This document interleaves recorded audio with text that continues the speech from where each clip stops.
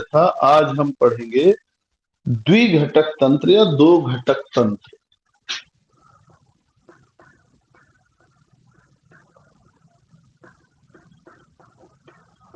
तो दो घटक हैं, यानी C बराबर कितने हो गए हमारे पास? दो।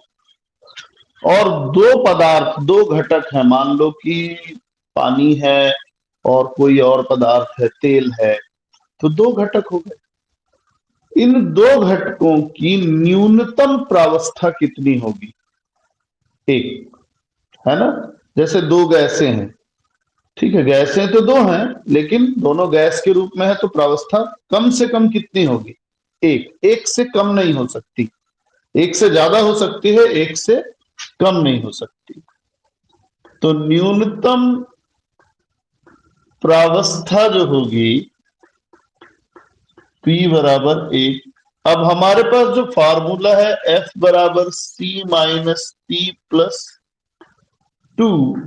C का मान है कितना हमारे पास? 2 माइनस P प्लस माइनस प्रावस्था 1 प्लस 2 बराबर कितना आ गया? 3। यानी यहां पर अधिकतम जो डिग्री ऑफ फ्रीडम है वो कितना है? 3 है। तीन परिवर्ती राशियां हैं। कौन कौन सी राशियां हैं तीन परिवर्ती राशियां? तो ताप है, दाब है और सांद्रता है।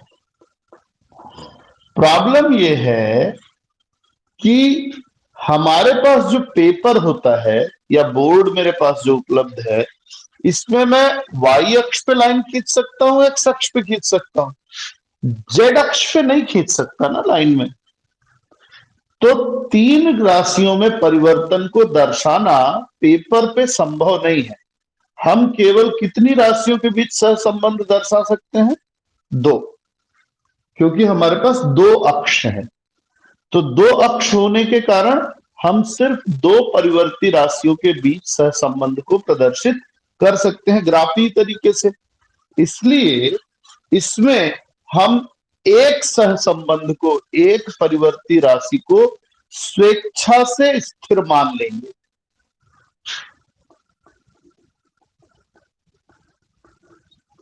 एक परिवर्ती को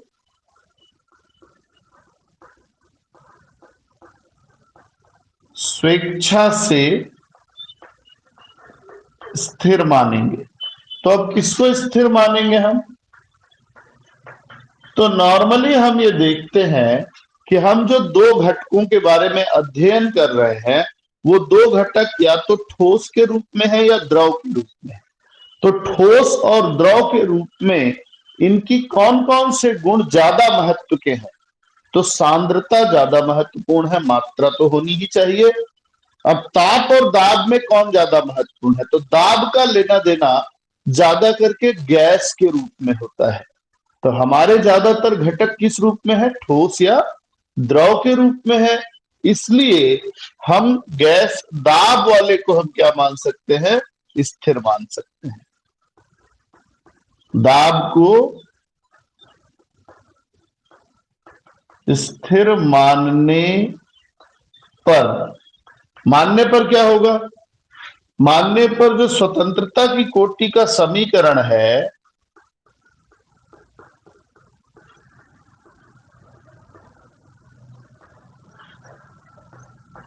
कोटि के समीकरण में एक परिवर्ती कम हो जाएगा। एक परिवर्ती, एक स्वतंत्र परिवर्ती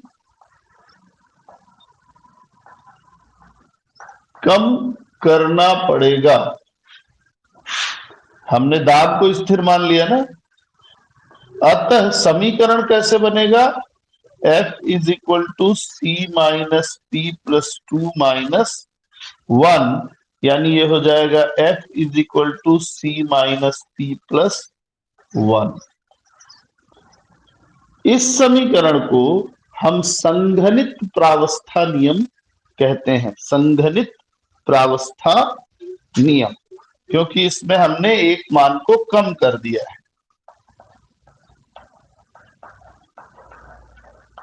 और क्यों किया है वो भी मैंने आपको समझा दिया, है ना।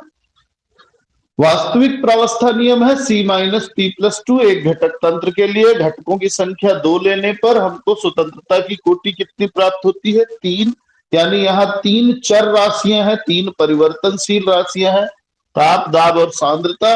परेशानी ये है कि हम पेपर पे केवल 2 राशियों को ही ग्राफ के रूप में दर्शा सकते हैं, इसलिए एक राशि को हमको स्वेच्छा से क्या मानना पड़ेगा? स्थिर मानना पड़ेगा। यहां हम दाब को स्थिर मानते हैं क्योंकि ज्यादातर हमारे घटक ठोस या द्रव के रूप में है, तो इसलिए एक मान को हम समीकरण में कम कर देंगे कि भाई ये मान हम यूज ही नहीं कर रहे हैं, तो इसको स्थिर माना जाए। तो एक कम करने पे जो समीकरण मिलेगा वो संघनित प्रावस्था नियम कहलाता है। अब यहां आपको जानना है कि और क्या क्या चीजें यहां आपको मिलेंगी। तो यहां एक्चुअल में 2 प्रकार के तंत्र मिलेंगे आपको, 2 प्रकार के सिस्टम।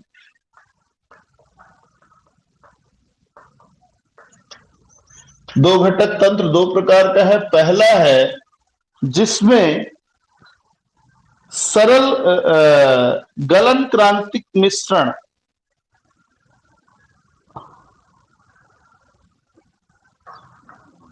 ठीक है। तो यहां क्या है आपका, ऐसे तंत्रों में 2 घटक एक दूसरे के साथ पूर्णतः मिश्रण ही होते हैं, वे कोई नया यौगिक नहीं बनाते, तो तथा ठोस अवस्था में आने पर एक अंतरंग मिश्रण बनाते हैं जिसे गलन क्रांतिक मिश्रण कहते हैं। तो पहला प्रारूप, कोई नया यौगिक नहीं बनता, और यहां सरल गलन क्रांतिक मिश्रण होता है। मतलब ये भौतिक रूप से आपस में जुड़ सकते हैं, 2 घटक किसी अनुपात में भौतिक रूप से आपस में जुड़ेंगे, लेकिन पिघलने पर भी वो उसी अनुपात में पाए जाएंगे। और यहां ये ध्यान रखना है कि ठोस अवस्था में आने पर वे एक अंतरंग मिश्रण बनाते हैं जिसे गलन क्रांतिक मिश्रण कहते हैं, और आसानी से गलने वाला है इसलिए। तो पहले प्रकार के तंत्र का हम उदाहरण देखेंगे, तो पहले इसी का उदाहरण देखते हैं। उदाहरण के लिए आपके पास है, मैं एक तंत्र ले रहा हूं, बिस्मथ कैडमियम ले सकते हैं आप, और सीसा चांदी तंत्र। तो मैं सीसा चांदी तंत्र आपको बता देता हूं, ज्यादा पूछा गया है वो।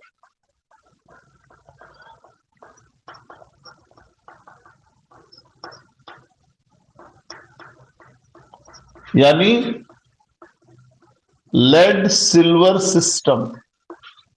मैंने पहले ही कहा था कि ये टेक्निकल चीज है, आपको ग्राफ याद रखना चाहिए। तो यहाँ 2 घटक हैं, इसलिए ग्राफ थोड़ा अलग तरीके का बनेगा, पर महत्व ग्राफ का ही ज्यादा है।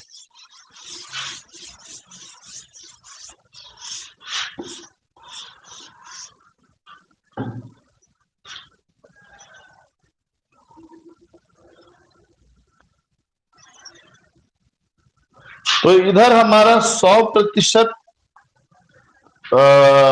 लेड सिल्वर है,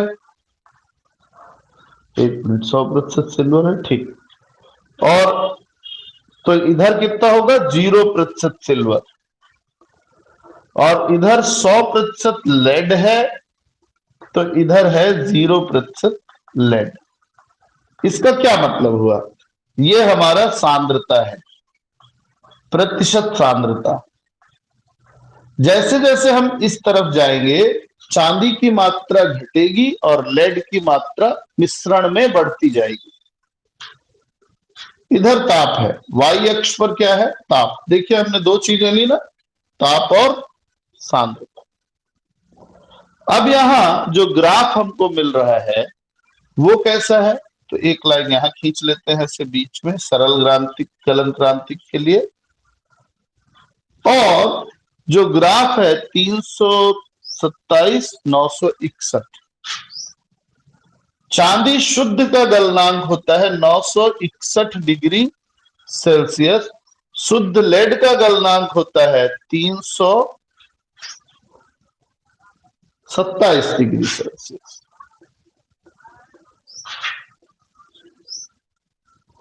एकदम सीधी रेखा है।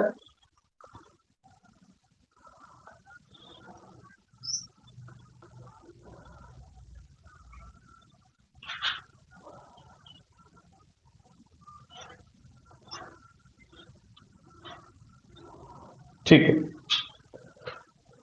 तो ग्राफ हम स्टडी करते हैं कि ग्राफ में क्या क्या है। पहले बिंदु लगा ले, ए ओ बी।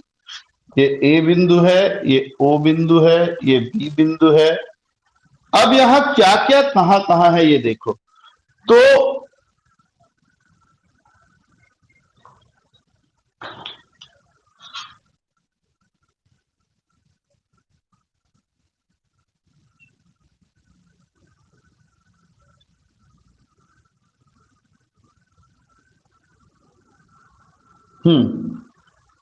ये है आपका ठोस सिल्वर, ये है ठोस लेड, ये है आपका ठोस लेड सिल्वर, और ये है द्रव। द्रव मतलब मिश्रण, द्रव मिश्रण। ग्राफ में किसी को दिक्कत है तो पूछ सकता है, क्योंकि अब हम वर्णन करेंगे।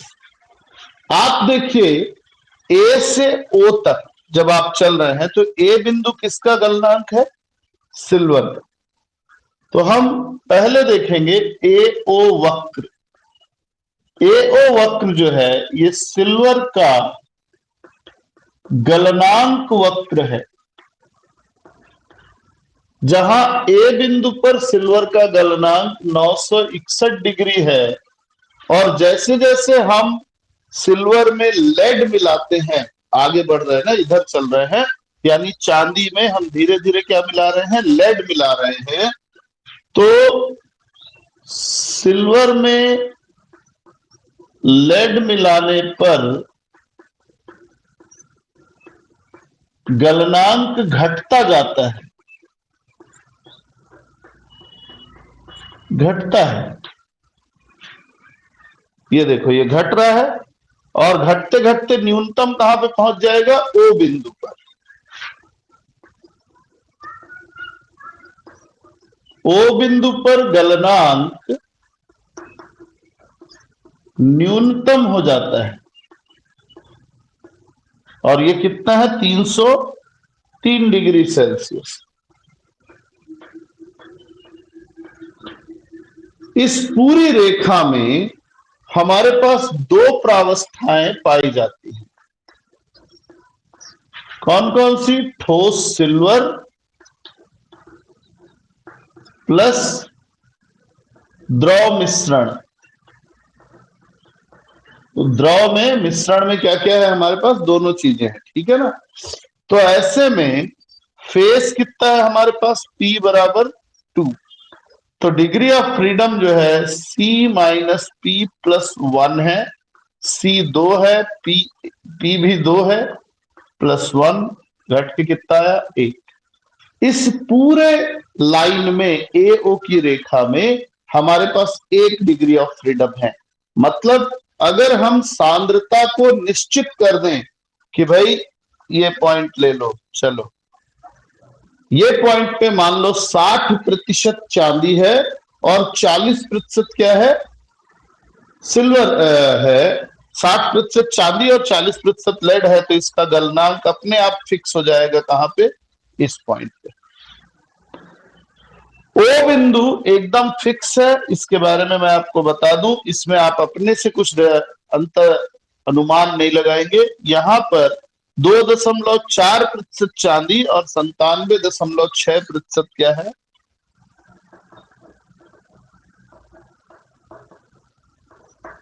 लेड है। तो ये AO वक्र है। ठीक इसी तरीके से आप BO वक्र का क्या बोल सकते हैं? BO वक्र को आप लेड का गलनांक वक्र बोल सकते हैं। लेड का गलनांक कितना है? 327 डिग्री है। अब इधर से इधर आइए, तो यहां शुद्ध लेड है। जैसे जैसे चांदी मिलाएंगे लेड का गलनांक घटता जाएगा, घटते घटते न्यूनतम ओ पे आएगा 303 डिग्री सेल्सियस। ये हो गया। अब जो ओ बिंदु है वो क्या है?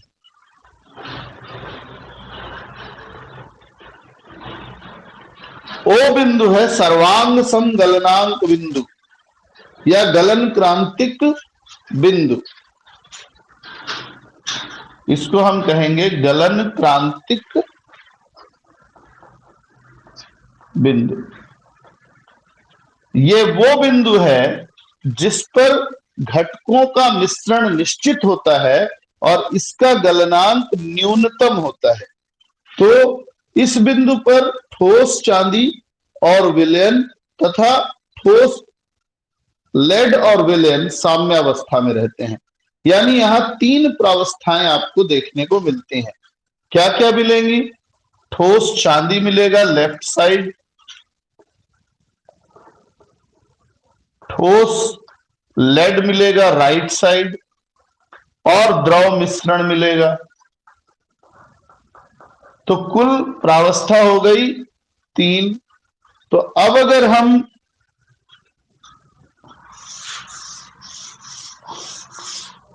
यहां पर फेस को तीन ले ले तो F बराबर आप देखिए C minus P plus one, C दो है, P तीन है, प्लस वन बराबर क्या आ गया? जीरो। यहां डिग्री ऑफ फ्रीडम गलन क्रांतिक बिंदु पर क्या हो जाता है? शून्य हो जाता है। ये फिक्स है। इसी तरीके से शीशे का विरजतीकरण किया जा सकता है। शीशे का विरजतीकरण का मतलब होता है चांदी से लेड से चांदी को अलग करना।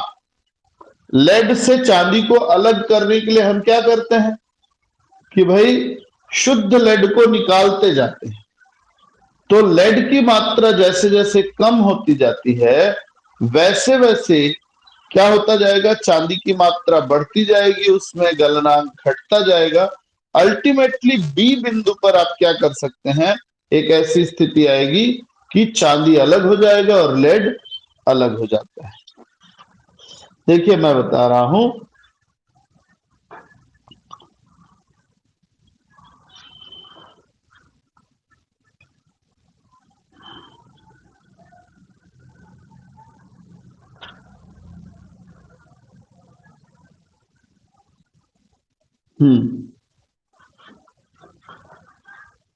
ये बिंदु ऐसा मान लीजिए, ये ए है और ये बी है।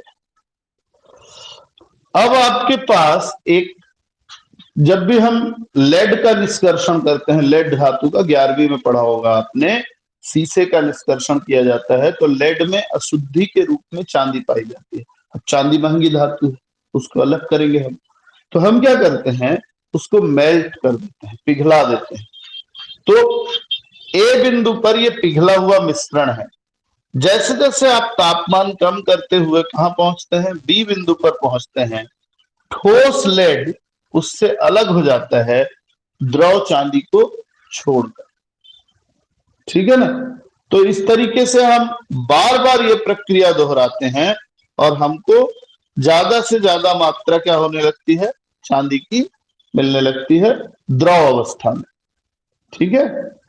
तो यही आपका शीशे का विरजतीकरण में आता है। अब इससे आपको ए टाइप क्लियर हो गया होगा कि ए टाइप में हमने देखा कि मिश्रण तो बन रहा है पर कोई यौगिक नहीं बन रहा है, कोई नई चीज नहीं बन रही है। चांदी चांदी है, लेड लेड है, दोनों पिघल के मिल जाते हैं, एक मिश्रण बनाते हैं। ठीक है, ये हो गया ए टाइप। अब आते हैं बी टाइप पे। बी टाइप में क्या खास है?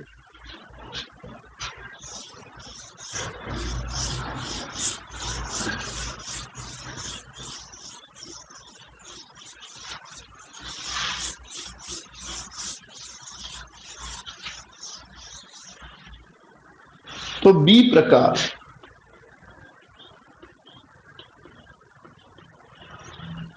बी प्रकार में हमारे पास दो प्रकार के, इसमें भी बी के भी दो प्रकार हैं। पहला है तंत्र जिसमें सर्वांग सम गलनांक वाले यौगिक बनते हैं, B1, ठीक है ना। और नेक्स्ट है जिसमें असर्वांग सम गलनांक वाले यौगिक बनते हैं। तो पहला है जिनमें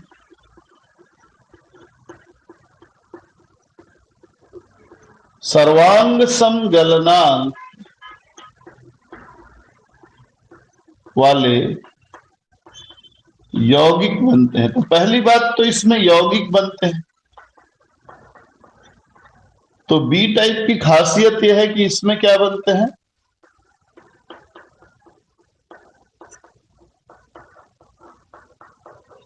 नए यौगिक बन जाते हैं। यानी ए और बी को मिलाने पर एक निश्चित मात्रा के बाद ए और बी क्रिया करके क्या बना लेते हैं, यौगिक बना लेते हैं। और आपको पता है यौगिक एक तीसरा पदार्थ होगा तो जिसमें सर्वांग सम गलनांक वाले यौगिक बनते हैं। क्या है भाई सर्वांग सम? दो घटक तंत्र में दो घटक के परस्पर संयोग से बना कोई यौगिक जिस किसी स्थिर तापमान पर अपनी ठोस अवस्था से अपने ही संगठन वाली द्रव अवस्था में पिघलता है, तो इस ठोस यौगिक का सर्वांग सम गलनांक वाला है, और इस गलन तापमान को सर्वांग सम गलनांक कहते हैं। तो सर्वांग सम गलनांक का मतलब क्या है? वह ताप जिस पर कोई यौगिक पिघलकर उसी संगठन वाला, सेम सांद्रता वाला द्रव बनाता है, तो ये सर्वांग सम गलनांक वाला हुआ। और अगर पिघलकर वो समान संगठन वाला न बनाए तो असर्वांग सम हो जाएगा। ठीक है। तो इस गलन तापमान को, इस तापमान पर यौगिक, ठोस यौगिक तथा उससे बने द्रव दोनों का ही संगठन समान होता है तथा दोनों साथ साथ रहते हैं। इस स्थिति में दो घटक तंत्र वास्तव में एक घटक तंत्र की भांति व्यवहार करता है, क्योंकि यह गलनांक दोनों में से किसी भी विशुद्ध यौगिक का घटकों के गलनांकों की भांति निश्चित होता है। अच्छा, नेक्स्ट है असर्वांग सम गलनांक। दो घटक तंत्र, कभी कभी दो घटकों के संयोग से बना ठोस यौगिक इतना अधिक अस्थायी होता है कि वो अपने गलनांक से कम तापमान पर ही अपघटित हो जाता है, जिससे अपने समान संगठन वाले द्रव के साथ ही वो साम्यावस्था में नहीं पाया जा सकता। खैर, हम इसका एक उदाहरण देखेंगे, जिंक मैग्नीशियम तंत्र। तो आपको बात क्लियर हो जाएगी ये वाले में। जिंक मैग्नीशियम तंत्र, घबराएंगे नहीं, बिल्कुल घबराने की बात नहीं है। इसमें सेम पैटर्न है।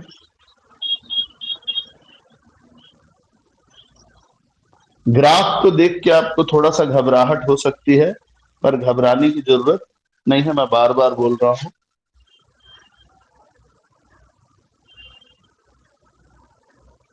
तो यहां 100% हमारा क्या है, जिंक है, सॉरी मैग्नीशियम है, और ये 100% क्या है, जिंक है। ठीक है। तो ये ए बिंदु है, ए बिंदु मैग्नीशियम का गलनांक है 650, और ये हमारा बी बिंदु है। थोड़ा इसको नीचे कर लो तो ज्यादा अच्छा दिखेगा।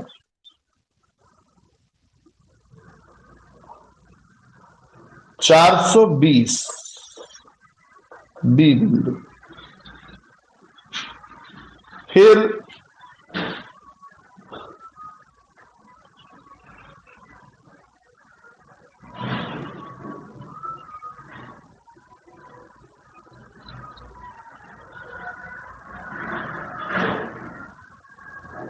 576, थोड़ा इसको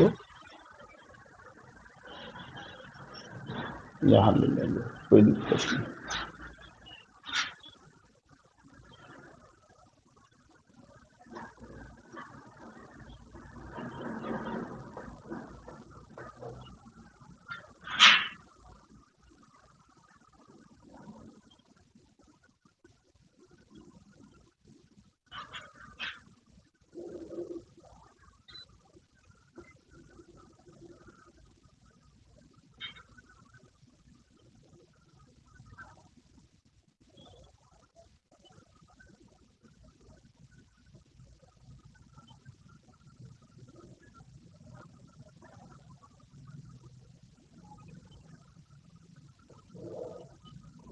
ये ऐसा ग्राफ बनेगा।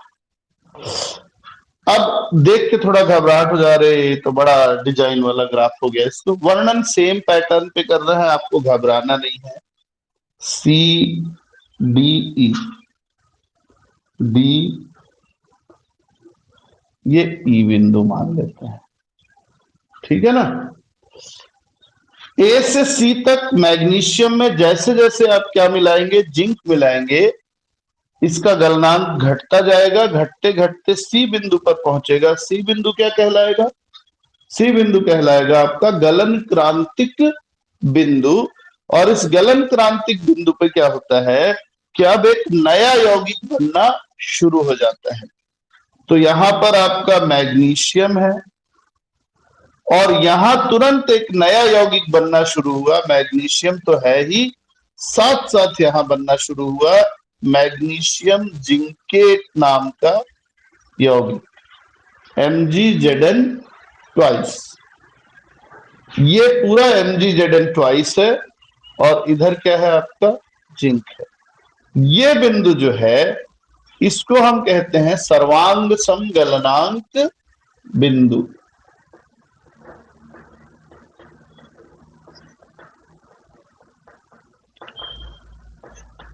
तो आप इसको ऐसा पढ़ें तो आपको ज्यादा अच्छे से समझ में आएगा।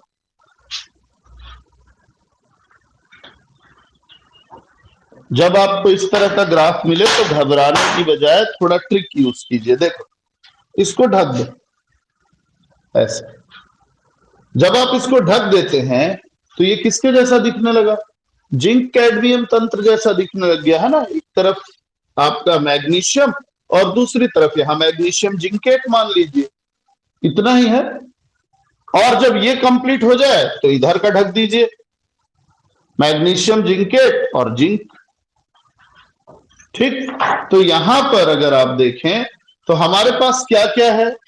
हमारे पास है ठोस जिंक, दूसरा है ठोस मैग्नीशियम जिंकेट, तीसरा है ठोस जिंक, चौथा है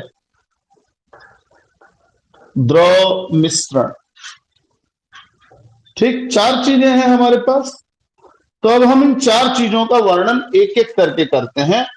मैं यहां पॉइंट नंबर ए से सी तक चलते हैं। अपन घबराएंगे नहीं, कोई भी चीज दी हो अपन ग्राफ की एक एक लाइन को वर्णन करना शुरू करते हैं। पहला हो गया ए सी। अब एसी वक्र पे आप देखिए, एसी वक्र कहां शुरू हुआ? मैग्नीशियम के गलनांक से। तो ये मैग्नीशियम का गलनांक वक्र है। जैसे जैसे मैग्नीशियम में जिंक को मिलाया जाता है इसका गलनांक घटता जाता है और सी बिंदु पर यह न्यूनतम पे पहुंच जाता है। यहां दो प्रावस्थाएं साम्य में हैं, एक तो ठोस मैग्नीशियम और प्लस यहां द्रव मिश्रण है। द्रव मिश्रण ऊपर की ओर है, सारा का सारा क्या है? द्रव मिश्रण है ऊपर। ये पूरा इधर पूरा द्रव मिश्रण है। अब यहां प्रावस्था है दो, घटक भी दो, तो F is equal to C minus P plus one, यानी 2 माइनस 2 प्लस 1 मतलब 1। डिग्री ऑफ फ्रीडम 1 होगी। किसी भी निश्चित सांद्रता के लिए एक निश्चित गलनांक पाया जाएगा। दूसरा है सी, बिंदु सी। बिंदु सी गलन क्रांतिक बिंदु है।